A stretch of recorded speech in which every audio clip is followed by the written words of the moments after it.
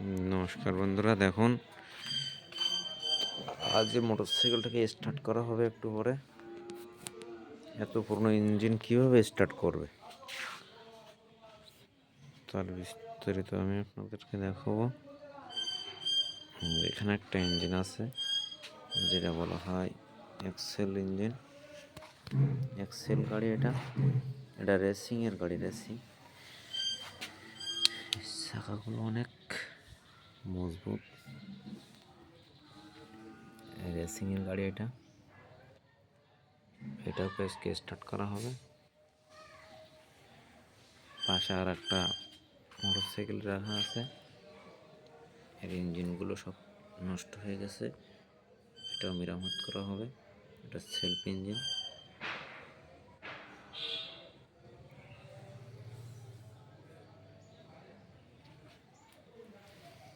এখানে মিটারগুলো নষ্ট হয়ে গেছে, সব রিপেয়ার করা হবে।